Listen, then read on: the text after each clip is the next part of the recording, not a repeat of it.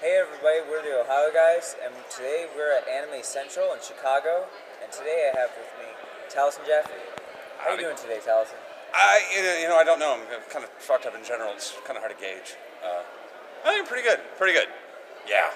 Yeah. No. Why don't we just get started with these Yeah. questions then? What was it like working on Nia Under 7? Wow, that was it was a really long time ago.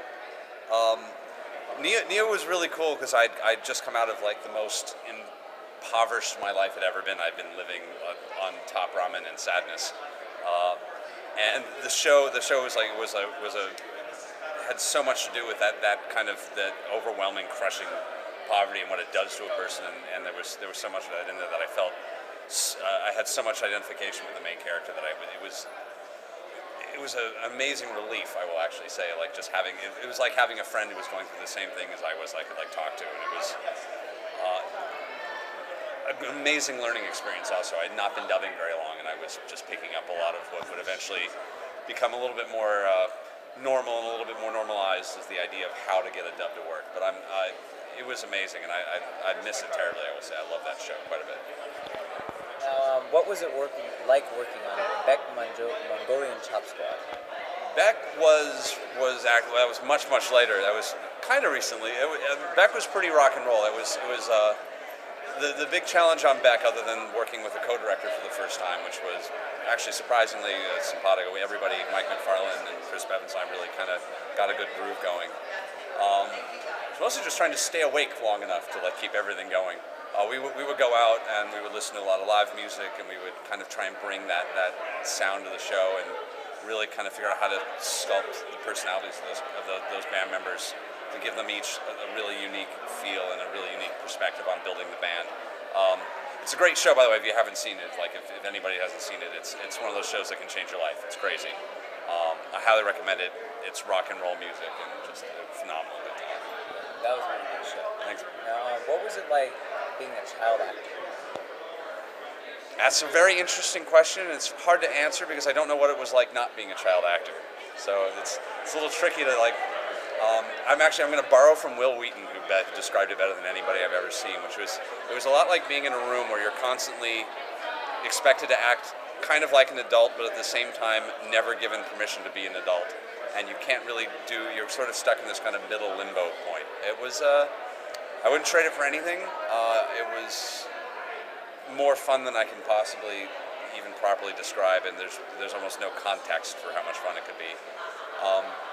But it was very odd, like going to work at 6 months old and not really. I don't have a really distinct memory of a life that wasn't serious work at one point for part of my life. You know, there was no stint where it was just school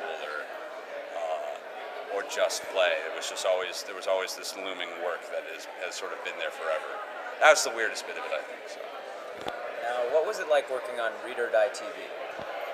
I love that show so much. That may be my quiet favorite. That was the only one of those rare moments where everything you want is given to you, and I'm like, I need all my materials, and they hand me all my materials, and I'm like, I need this much money to get it done. They give me this much money, and then I need like all these people, and all these people magically show up, and